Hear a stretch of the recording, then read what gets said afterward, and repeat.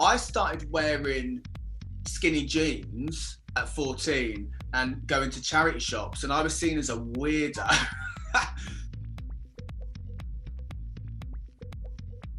All right, babes, it's BIMINI BOULASH here from Rupaul's Drag Race UK Season 2, and I'm here to talk to Dazed all about my favourite pop culture fashion moments, and I can't wait. I think my first standout show is Joan by Alexander McQueen, and I remember that distinctly, and it's always stuck with me because it's like the alienness of it all, like the freak, like the models were quite, they were stunning and beautiful, but there was something quite alien-like about them, which I always loved. The Joan collection by McQueen was actually one that I used for inspiration for one of my promo looks for Drag Race.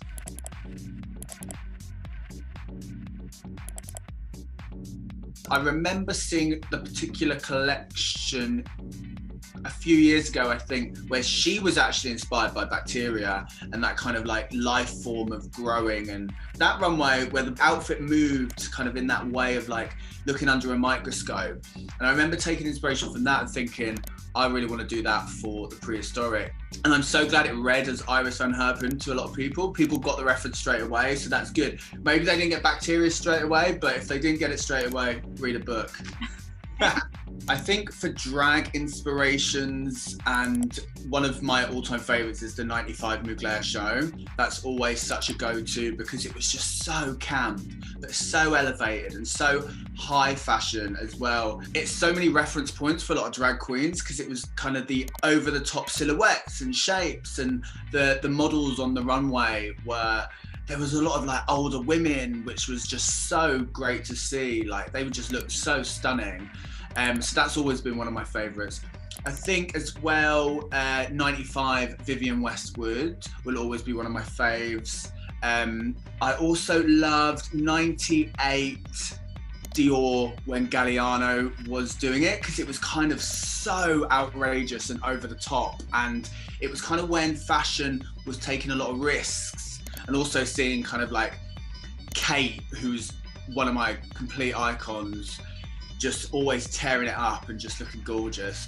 Kate is an icon to me, and I think because we sound a bit alike, but she's also, she wasn't what fashion was going for at the time when she came up. Like her look was so new and so fresh. She was also shorter than the other models. Her face was a lot different, but it was so striking and stunning. And she was just killing it. Oh my God, my style was all over the place in high school because I came from a small town. So I started wearing skinny jeans at 14 and going to charity shops, and I was seen as a weirdo. So people would like give me some stick all the time, and I wasn't even doing anything outrageous. I was wearing like Top Man t-shirts and a pair of skinny jeans, so it wasn't like pushing boundaries. But I guess in my hometown at that time, like no boy was wearing skinny jeans. And then moving to London and just realizing that, oh my God, there's so much more to fashion and the world and life, and people can walk in London and East London, like you can wear what you want. You can wear a bin bag, you can wear a lamp on your head, like it is what it is. Obviously the early noughties and the early noughties to mid noughties, when Paris was just rocking about in her Juicy Couture tracksuit, was such a moment. She was like the it girl of the time and such a kind of poster girl for that fashion movement then.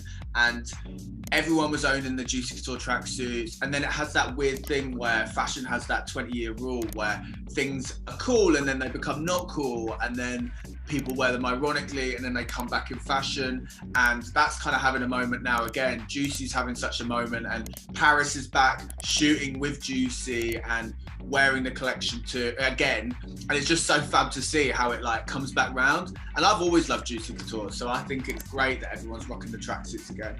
One of my favourite eras of Madonna is the 2000s era of music, just after Ray of Light. And I feel like Madonna's fashion references, a lot of like the cowboy hats and like the low-cut jeans, and just like, she was just having a fab time, and it really resonated with what she was wearing and the style she was going with. And I think it's pretty timeless.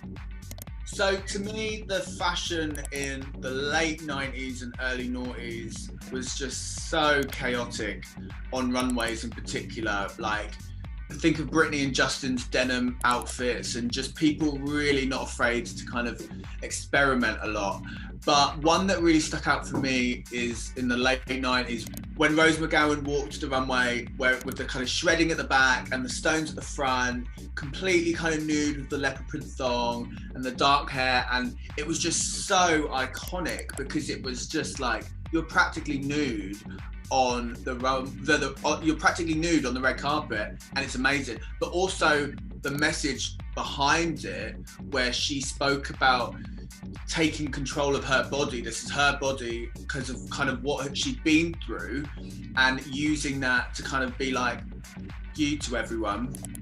I will say I got onto Diana quite late. I was very young when the tragedy happened with Diana, because I was never a royalist, so I wasn't really like an advocate for the royal family. But I actually realised that Diana was the opposite of that. She was kind of the antithesis of that.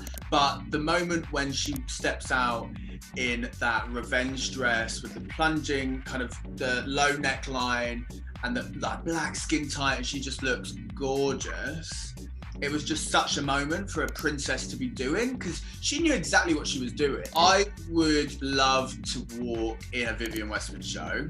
One of my favourite pop culture and fashion moments was the crossover of Vivienne Westwood and Pamela Anderson in 2008, 2009, that time when she became the face of Vivienne Westwood, because it was just like groundbreaking in a sense, because no one like Pamela Anderson had ever kind of walked a runway show. I think you never appreciate the time that you're in, and I've always grown up, and each decade I've always been like, oh, I'd have loved to have lived in the 70s, I would love to live in the 80s, but I do feel like I would have loved to have been me now in the late 90s, early noughties, just because I think everyone was having fun. I'm under a microscope, you're looking at a Petri dish, and the bacteria's floating down that runway. If you don't get it straight away, read a book. I wish I'd done it younger. I wish I'd come out younger and been like, this is who I am, and not try and fit in a box. And just, yeah, be myself.